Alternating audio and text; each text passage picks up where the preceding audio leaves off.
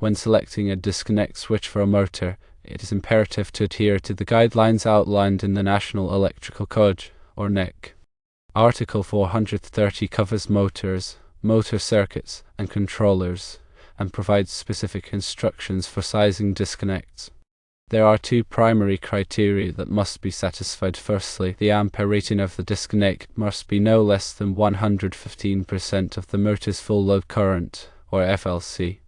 Secondly, the horsepower rating of the disconnect must be no less than the horsepower rating of the motor it is serving. Let's delve deeper into each of these requirements. The ampere rating of the disconnect is directly related to the current that the motor draws during normal operation. The full load current, or FLC, represents the current the motor draws when it is operating at its rated horsepower and voltage. This value can be found on the motor's nameplate or in NEC tables such as Table 430.248 for single-phase alternating current motors or Table 430.250 for three-phase alternating current motors. The NEC mandates that the disconnect's ampere rating be at least 115% of the motor's FLC. This 15% increase provides a safety margin to account for potential overloads and variations in motor performance. To calculate the minimum ampere rating, multiply the motor's FLC by 1.15. For instance, if a motor has an FLC of 53.3 amps, the minimum ampere rating of the disconnect would be 53.3 amps multiplied by 1.15, which equals 61.3 amps. It is crucial to select a disconnect with an ampere rating that meets or exceeds this calculated value. The horsepower rating of the disconnect is another critical factor to consider. The disconnect must have a horsepower rating equal to or greater than the motor's horsepower rating. This ensures that the disconnect can safely interrupt the motor's current under various operating conditions, including starting and overload scenarios. For example, if you are installing a 15 horsepower motor, the disconnect you choose must be rated for at least 15 horsepower. It is important to consult NEC Table 430.151 and B to determine the appropriate horsepower rating for disconnect switches. These tables provide guidance on selecting disconnects based on voltage and motor type. When selecting a disconnect, you must consider both the ampere and horsepower ratings. The disconnect must satisfy both requirements to provide adequate protection and control for the motor. If the available disconnects do not precisely match the calculated ampere rating, you should select the next higher standard size. For instance, if your calculations indicate a minimum ampere rating of 61.3 amps, and the available disconnects are rated at 60 amps and 70 amps, you should choose the 70 amp disconnect. This ensures that you meet the NEC requirement for a disconnect rating of no less than 115% of the motor's FLC. Let's consider a practical example to illustrate the disconnect sizing process. Suppose you need to install a 15 horsepower motor with a full load current of 53.3 amps. Firstly, calculate the minimum ampere rating of the disconnect. Multiply the motor's FLC 53.3 amps by 1.15 to get 61.3 amps. Secondly, select a disconnect with an ampere rating of no less than 61.3 amps. In this case, a 15 horsepower disconnect might not meet this ampere rating requirement. You would then need to select the next larger size disconnect, which might be a 25 horsepower disconnect rated for 70 amps. Thirdly, verify that the selected disconnect has a horsepower rating of no less than 15 horsepower. Since the 25 horsepower disconnect meets this requirement, it would be the appropriate choice for this application. It is important to remember that disconnects serve multiple purposes in motor control circuits. They provide a means of isolating the motor from the power supply for maintenance or repair. They also offer a way to manually start and stop the motor. Additionally, disconnects can provide overcurrent protection, depending on their design and the inclusion of fuses or circuit breakers. When selecting a disconnect, consider the specific application and the level of protection required. In some cases, a simple non-fused disconnect may be sufficient. In other situations, a fused disconnect or a circuit breaker may be necessary to provide adequate overcurrent protection.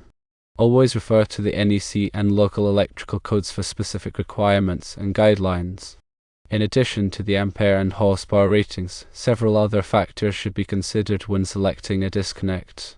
These factors include the voltage rating, the type of enclosure, and the environmental conditions in which the disconnect will be installed. The voltage rating of the disconnect must be equal to or greater than the voltage of the motor circuit. This ensures that the disconnect can safely interrupt the voltage without causing damage or creating a hazard. The type of enclosure should be selected based on the environmental conditions in which the disconnect will be installed. Enclosures are available in various materials and designs to protect the disconnect from dust, moisture, corrosion, and other environmental factors. The NEC specifies different enclosure types for different applications, so it is important to choose the appropriate enclosure for the specific environment. Environmental conditions such as temperature, humidity, and exposure to chemicals can also affect the performance and lifespan of a disconnect. Select a disconnect that is designed to withstand the specific environmental conditions in which it will be installed. Regular inspection and maintenance of disconnects are essential to ensure their continued safe and reliable operation. Inspect disconnects regularly for signs of damage, corrosion, or overheating. Tighten connections as needed and replace any damaged or worn parts. It is also important to test disconnects periodically to verify that they are functioning properly. Testing can be performed using a multimeter or other test equipment. If a disconnect fails a test, it should be repaired or replaced immediately. Proper disconnect sizing and selection are crucial for ensuring the safe and reliable operation of motor control circuits. By adhering to the guidelines outlined in the NEC and considering all relevant factors, you can select a disconnect that provides adequate protection and control for your motor. Remember to always consult with a qualified electrician or electrical engineer if you have any questions or concerns about disconnect sizing or selection. It is important to emphasize the significance of accuracy when interpreting and applying electrical codes. Codebooks, such as the NEC, are subject to revisions and updates. Errors can occur in examples or explanations. While these publications serve as valuable resources, they should be used in conjunction with professional expertise and critical thinking. Always verify the information presented and consult with qualified professionals when in doubt. In a specific case of disconnect sizing, it is vital to double-check the calculations and compare them against the code requirements. If you encounter a discrepancy, as highlighted in the question, it is prudent to seek clarification from authoritative sources, such as electrical inspectors or experienced electricians. Disconnects play a crucial role in electrical safety by providing a means to energize circuits for maintenance and repairs. Improperly sized disconnects can compromise the safety function, potentially leading to hazardous situations. Overcurrent protection is another essential aspect of motor control circuits. Disconnects are often used in conjunction with fuses or circuit breakers to provide overcurrent protection.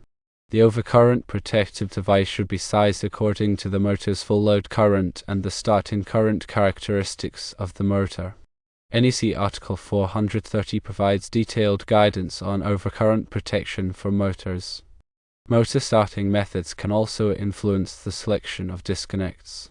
Some motors are started using reduced voltage starters, which limit the inrush current during starting.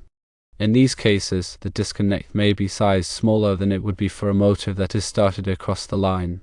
However, it is still important to ensure that the disconnect has sufficient ampere and horsepower ratings to handle the motor's full load current and horsepower.